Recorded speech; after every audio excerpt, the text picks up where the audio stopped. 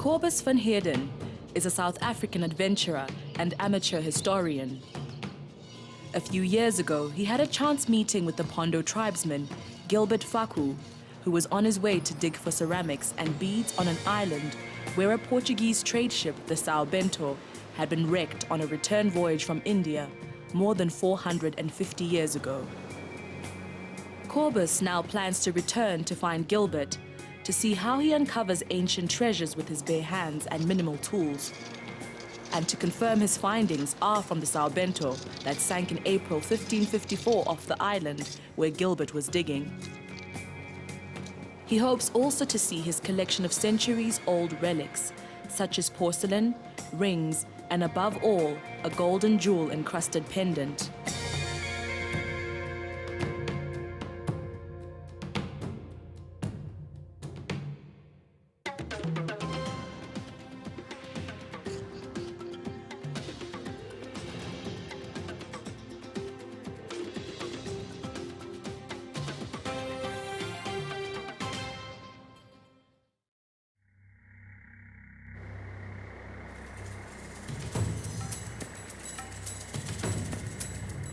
Cobus van Heerden is a South African adventurer, an amateur historian. He's traveled to South Africa's rugged stretch of coastline, the Wild Coast, many times before. The Wild Coast is famous for its history of shipwrecks, as well as for its scenic beauty. Its lush coastal forests, giant waves, spectacular gorges, and beautiful rivers. The local Pondo tribe farm cattle, sheep, goats, and chickens, while others harvest what they can from the sea.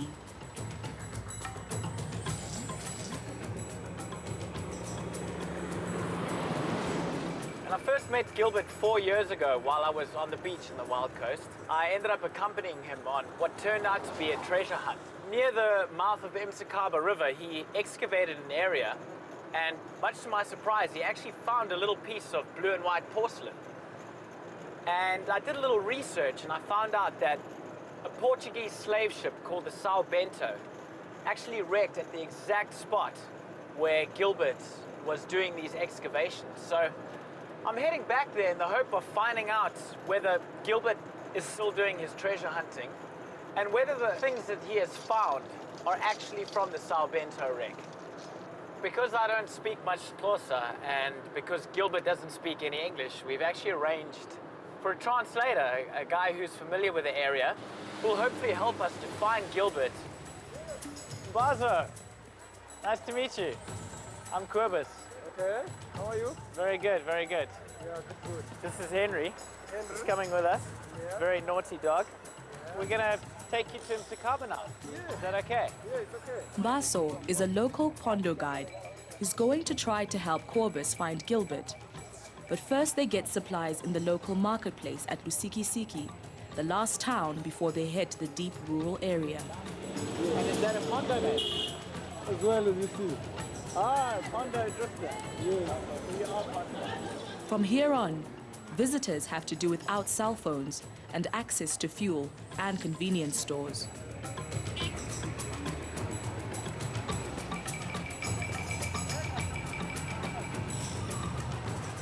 After stocking up on some fresh food, they leave the small town hustle and bustle of Lusikisiki behind and make their way toward the Wild Coast.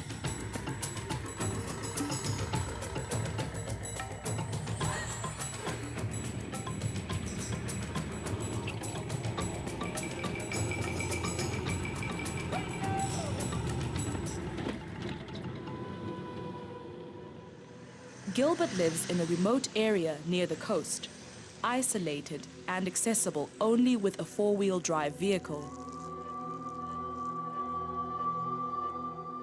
The area becomes more sparsely populated, and traditional huts and cattle soon dot the landscape.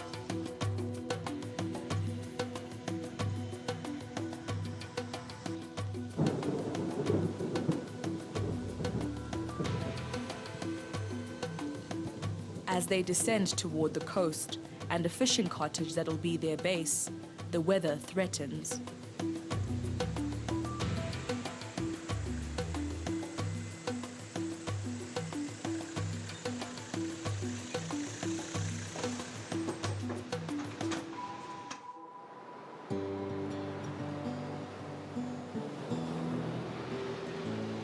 The cottage overlooks Msikaba Island, where Gilbert digs at low tide. It was here that the Sao Bento, with its cargo of beads, porcelain, textiles, and slaves, was wrecked more than 4 centuries ago. Nearly a third of those on board drowned during the wreck, but more than 300 made it to shore, only to find themselves in a hostile environment about which they knew absolutely nothing. The Sao Bento castaways camped at a freshwater stream in a wood near the Msikaba River mouth. They spent a few days salvaging food from the wreck and collecting nails with which they hoped to barter with the local tribes. They were terrified when they first encountered the pondo, but soon realized the local tribe was simply curious. The castaways exchanged goods for food before they began the arduous journey of several hundred miles toward Mozambique.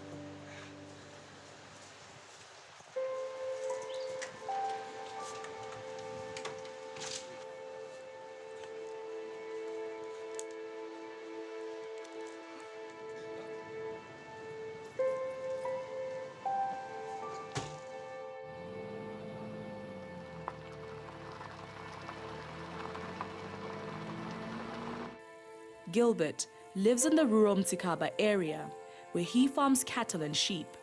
But his homestead has no street address, and many of the roads in this area have no names either. Gilbert.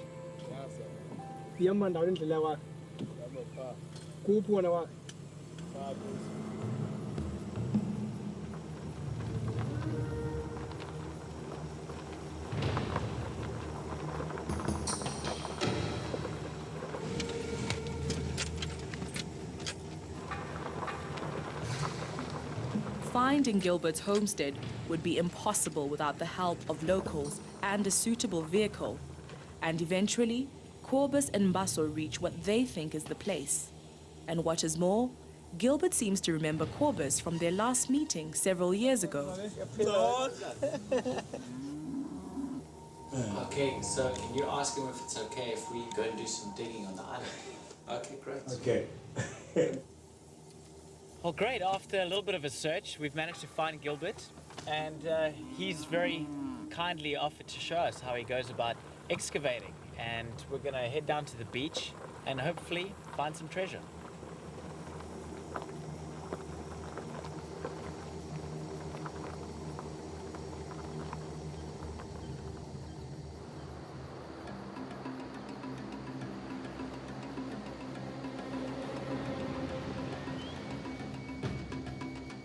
Gilbert digs on the Msikaba Island, which only becomes accessible at low tide. Over the years, Gilbert has uncovered fascinating artifacts using only his simple tools. It was confirmed in 1968 that this is where the Sao Bento was wrecked. Corbus asked Gilbert whether he had heard about the wreck of the Sao Bento.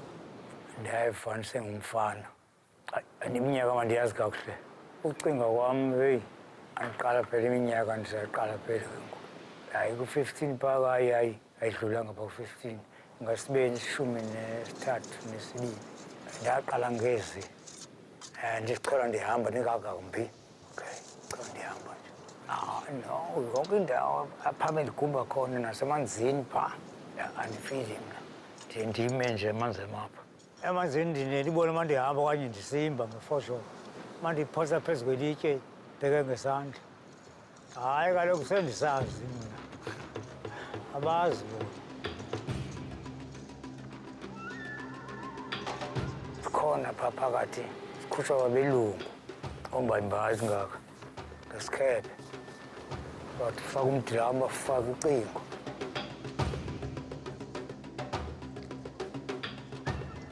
hayi ndasuka ndidoba fanele ndacamanga ndaguma. Despite Gilbert's best efforts, after 2 or 3 hours digging on the island and having found nothing, they decide to leave the island to avoid being trapped by the incoming tide. Back at his homestead, Gilbert takes Corbus and Baso inside to show them some of his collection. Most of his finds are beads and pieces of blue and white porcelain that have been dated by London's famous Victoria and Albert Museum as being from the period 1530 to 1560. It seems that all of what Gilbert has found is from the Sao Bento, which was known to be carrying porcelain, beads, and other luxury items. However, what was not to be seen were the rings and other jewelry that Gilbert is said to have discovered. Says 20. That new Dr. Currency Cockstead says 20 amapoto. Then I phone him mali. 3 ring. 3. Aye, amahloko asekho asaphuma. Akekho amehlo. Ndaqanda thenga inkqatha zocingo zambini netwayi. Ndaphinda thenga itangi naliya. Hayi lo mbona, ndathenga nge-300. Inkqatha inetwayi ibingeyi-200 umkhulu. Ndaphinda ndathengisa futhi ndathenga ifiliji. Zathengwa ezonto ngemawaka-4 namakhulu-5 ndathenga ifiliji. Disappointed that there wasn't any jewelry on display, Corbus was pleased to hear that Gilbert apparently still has the golden jewel encrusted pendant. Yena singayinsimbi igolide. Igolide bayazi. Inezitopo ezimhlophe ezibomvu kanje, inezitopo ezibomvu nezihlaza nemisele, igolide bayazi. Ne-weight. Hayi, akho matye. Inembala onje. Chaphaza encane ilayini. Inechaphaza nje abovu izitopo ezibomvu kanje, ezilayini kanje. Ezibomvu nezinje eziblue, zihlaza ceke. Kaloku eyibonwa ngemali. Umuntu eyedwa bayibona aba bobabili. Khulu amashumi amane kuyibona ngonyaka. Faka i-20 kulo nyaka zayo iyobe kuyibona iyobe i-300.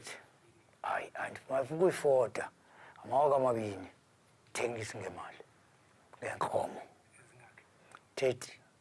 Hayi, kaloku uma ndibhubha zovele ndibhubhe phaa ikhona. Andizuyishiya mntwini, iyosala phaa ikhona nangoku. Corbus left Gilbert and made his way back to the cottage to reflect on what he had seen and heard. We had quite an eventful day today. Just finding Gilbert was a real success. Then getting him to agree to take us on a treasure hunt, and it didn't really matter to me that we didn't find anything. Just to see that he was still alive and still doing his thing was really great. And then when we actually got to see all of his finds, it was fascinating and good to see that these stories we've heard about him were true. But I did have mixed emotions to some extent, because a lot of the finds that people had told me he had were missing. For example, the many rings that he'd found. He told us that he'd exchanged the rings for 20-liter cooking pots. We were hoping to document these rings and hopefully film them and find out if they were from the Sao Bento wreck. And when I asked Gilbert what he wasn't showing us, however, he told me about his golden jewel-encrusted pendant, and I agreed to pay a sum to look at this pendant. He didn't want it filmed, and I can understand that, I guess. He feels kind of vulnerable out here, and he did say that he hides it in a place that only he knows. And on the one hand, I want to make this drawing so I can give people an idea of what it is, but on the other hand, I'm a little bit scared of what kind of can of worms I could be opening.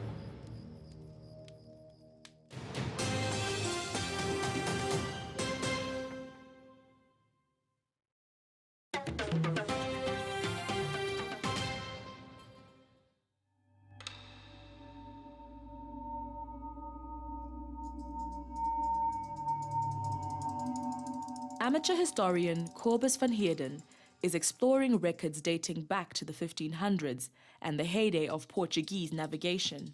The Cape of Good Hope was known as a graveyard of ships, but sea captains of yore also talked about another danger, the mountains of water off the wild coast. Many shipwreck victims died trying to get to shore, with the Sao Bento A third of those on board drowned, and it's not difficult to see why, with the brute force of these waves smashing into the rocks. And it wasn't just ancient ships that went down on the wild coast. A little over a decade ago, the BBC China wrecked not far from here. Even with modern technology, ships in the 21st century can come unstuck when faced with the might of Mother Nature here on the wild coast. When he first met Gilbert, the cattle herder turned treasure hunter, Corbus was in the area investigating the most famous shipwreck on this stretch of coastline, the Grosvenor. The Grosvenor was headed back home to England when it went down at Lambasi Bay on August 4, 1782. Her captain incorrectly calculated the ship's position as being 300 miles offshore, when during the night, several of the crew reported seeing what they thought were fires on land. He stubbornly refused to change course until it was too late. Several of those on board drowned, but 125 made it to shore. Unlike the survivors of the Sao Bento, the Grosvenor castaways decided to hike south toward the Cape Colony. Sadly, they didn't fare much better though, and 4 months after beginning their march, most of the Grosvenor party had perished, and only 15 reached the Cape Colony. For many years, rumors persisted that the ship had been carrying a fortune in bullion and silver, which drove some treasure hunters to extraordinary lengths, and ultimately to ruin. Only 2 cannons and a few gold and silver coins have ever been recovered from the wreck of the Grosvenor.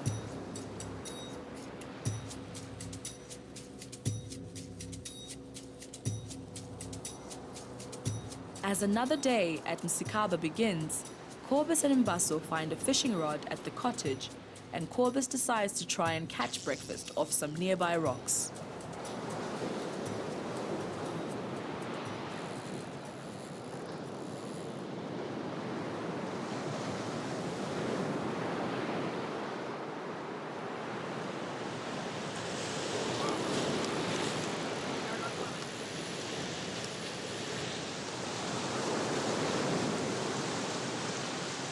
Although he's a keen fisherman, it isn't his day. Corbus decides instead to purchase some crayfish, which are harvested seasonally by local Pondo fishermen, before heading off to meet up with Gilbert and to return to Msikaba Island.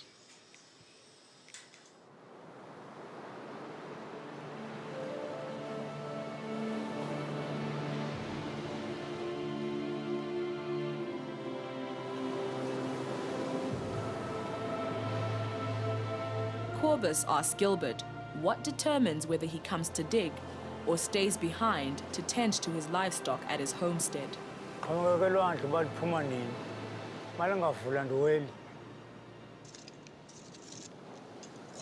Ekuseni, hayi kumini, waningena ekuseni ngo-8, ngo-9, 34 hours, 6 hours phinde ekhaya. Ndingathola nto kadiphu njengaye. Simathi ngisuka apha ndiyofika phantsi ezinyaweni kuye. Ya, suka entloko kuye ndoyithela phantsi emhlabeni. Hayi, ndasuka ndidoba fa ndiyacamanga ndiyaguma.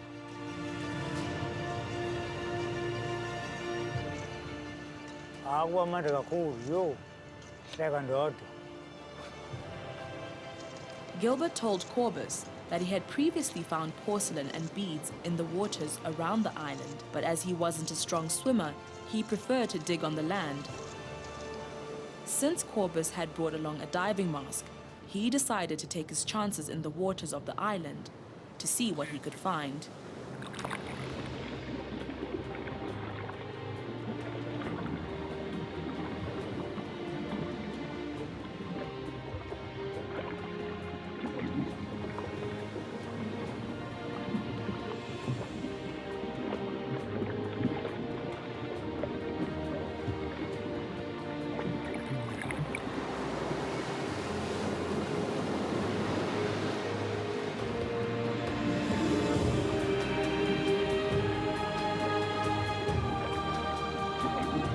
Looking for anything underwater proved more difficult than Corbus had expected, and it made him appreciate Gilbert's reluctance to search anywhere other than on dry land. While Corbus was searching the waters of Msikaba Island, Gilbert found a piece of porcelain, as well as a cerulean bead. Ndathola ikomityi yokuqala first. Ndathola iipits. Andithola nganto uba ndimbe iindawo eziyi-2. Andithola nganto. Ndiye ndayothola kwindawo ka-4. Gilbert's persistence shows that Msikaba Island still holds treasures for those who are prepared to work hard to find them. Zininzi kakhulu ezi pha. Zincane ezi ndazitholayo. Ezininzi zezisele pha.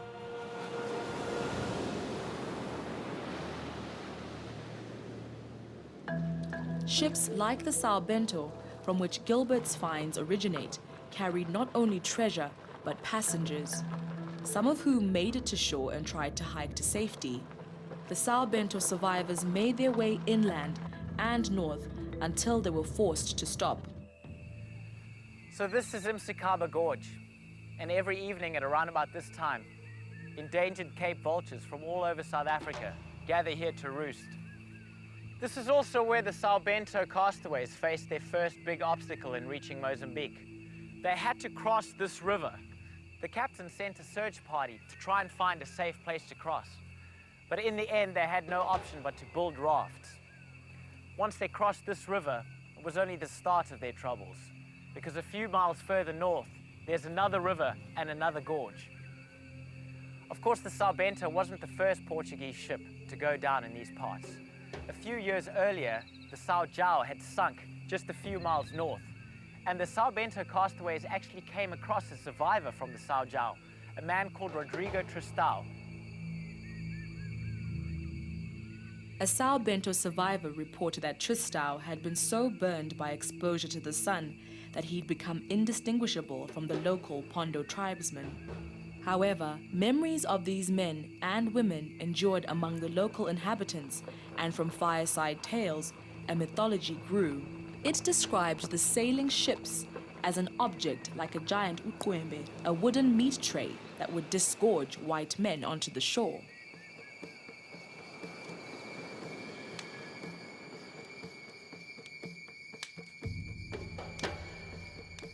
As another day ended, Corbus had established that even after all these years, Gilbert is still finding ancient relics on Msikaba Island.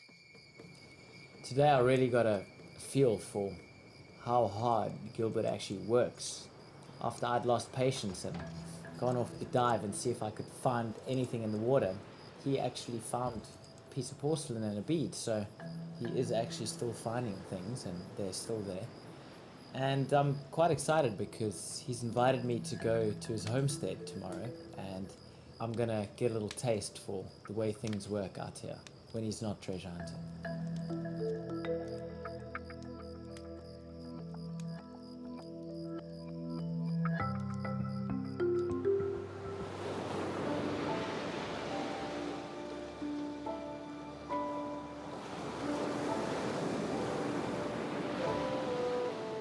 After all these years, Gilbert is still finding relics on Msikaba Island.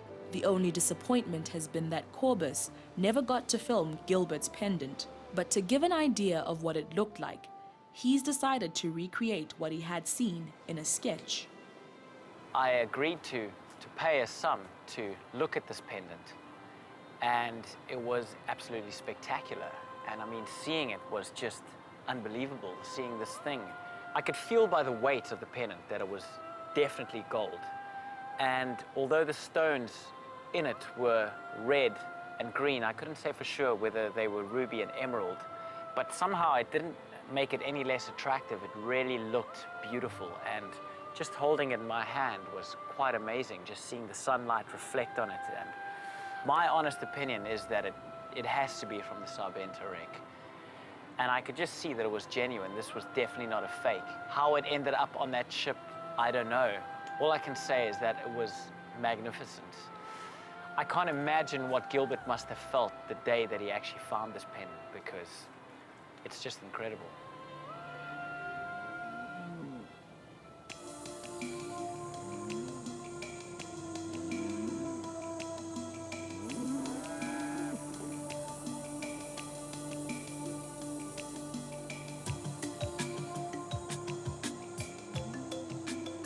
With time running out on their last day on the wild coast, Corbus and Basso head back to Gilbert's homestead to say their goodbyes.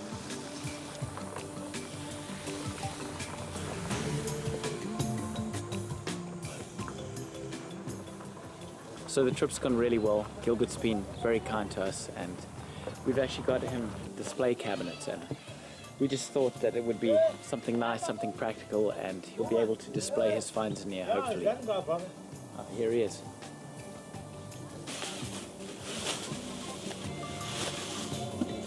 Oh. اللي عارفه انزل ويتقني الماشي. Oh. Good. Thank you. You're welcome. Okay. Thank you.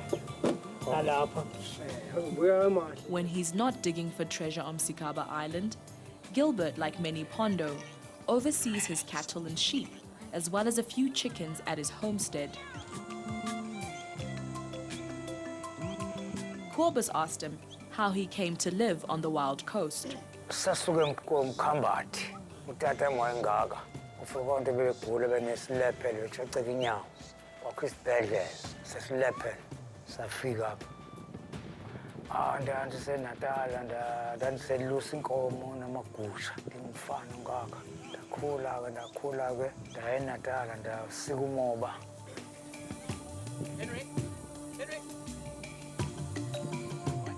Gilbert generously offered to treat Corbus and Baso to a favorite local dish known as shisanyama, which translates literally as hot meat. This is the style.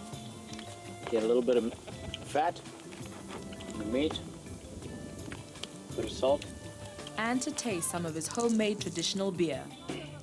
Despite the numerous failed, sophisticated attempts at salvaging treasure here over centuries, an elderly Pondo man with the rudimentary tools continues to prove that success often has more to do with tenacity than it has to do with technology. Ngeminyaka emithathu ndibonile into endiyenzayo. Hayi ngeke azibone kaloku yena Memfile. Akagumbanga. In this unspoiled place, where so many mysteries go unsolved and many treasures go undiscovered, we've discovered perhaps the real treasure of the wild coast, Gilbert Faku.